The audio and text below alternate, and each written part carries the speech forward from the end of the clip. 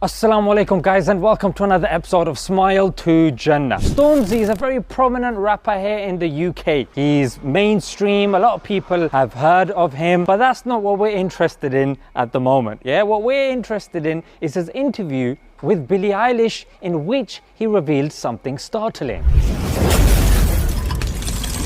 Smile2jannah.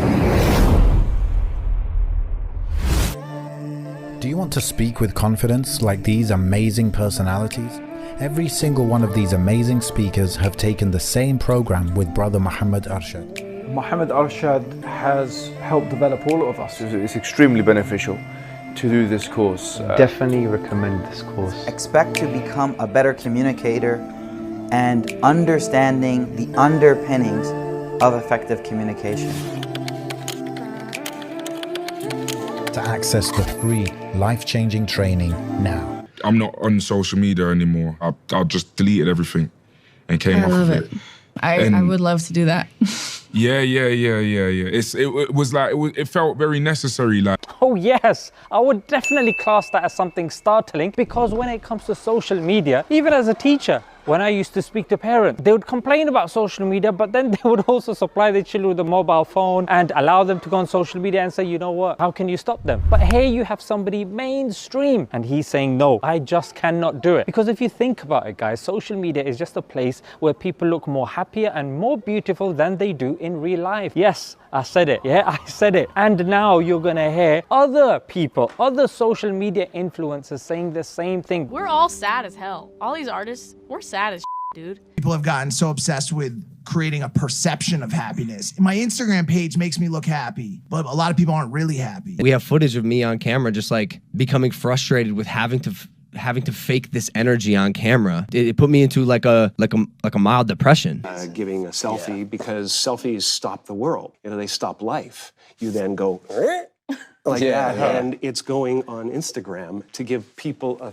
false sense of relevance. Be it Mike Tyson, Logan Paul, Jim Carrey, Elon Musk calling Instagram a thirst trap. So the problem is like Instagram, man, it's just a thirst trap, you know? Let's look a bit deeper, yeah? We don't want to be those people that are just constantly moaning, social media this and social media that. Look, there are a lot of good people doing a lot of good things on social media, but it's like a knife, isn't it? If you use it to cut fruit, it's good. You get one of your 5 a day. If you use it to cut a person, then of course that's the life in jail, isn't it? You know what I'm saying? Life is over. Finished. Yeah, life is over for that person. Life's pretty much over for you as well. But if you look at the 3 points, why would people go on social media? For comparison, for validation, and to remove stress, and possibly just because they've got time to kill. But comparison, Theodore Roosevelt said, comparison is the thief of joy.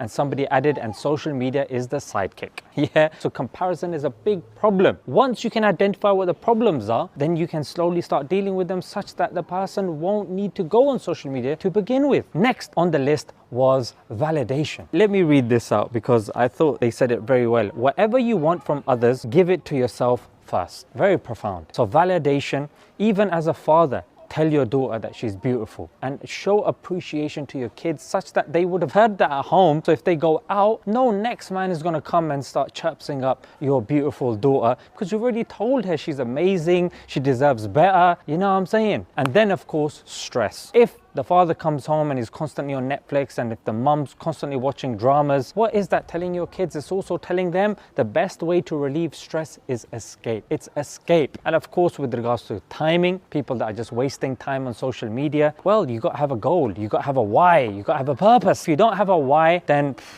everything starts crumbling and starts falling apart. Robert Dreek, in his book Sizing People Up, he said that emotional instability can be rooted in 3 things.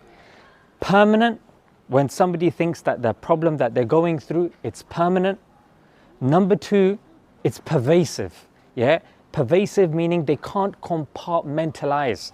They've gone through something at work. Now there's going to be an issue at home. Now there's going to be an issue online. There's always going to be an issue. Yeah, so permanent, pervasive, and lastly, personal. You take things personally. Why me, mate? Yeah, why does it always happen to me? So if you have one of these three characteristics, personal, permanent, and pervasive, if you take your issues like this, these are traits of emotional instability, and that's something you need to identify and start working on. Okay, so once you know what the issue is, it'll be easy for you to find the solutions. Yeah, how, where, who, what, when, where, how? Well, from books, from mentors, from YouTube videos. You can ask the imams, you can study, but once you've identified what the problem is, what the issue is, it makes things so much more easier rather than you think it's a character or a personality issue. Let me go through a few studies. You know what's important about these studies is it shows why it's so important for us to be careful with the sort of information that we consume, because as human beings, we are people who kind of go with the flow. In fact, psychologist Solomon Asch in 1951 said that people are likely to pick the wrong answer if other people have picked the wrong answer, even if they know that, you know what, this is the right answer. There's a book by Jonah Berger called Invisible Influence, in which he says that 99.9% of decisions that we make are shaped by others. Yeah, it's as simple as that, by others. And there's another study, Your Brain is Always Listening, by Dr. Daniel Amen, in which he says that, you know, your amygdala, which is part of your brain, it is in charge of fight or flight. So when something goes wrong, then that part of your brain starts reacting.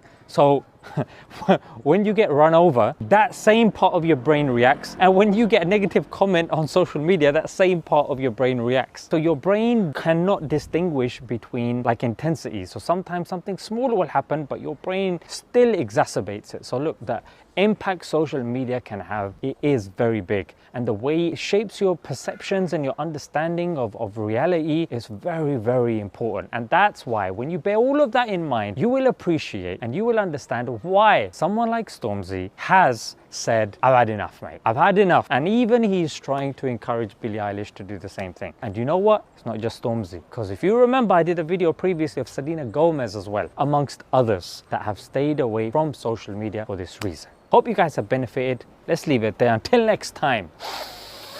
Assalamu alaikum.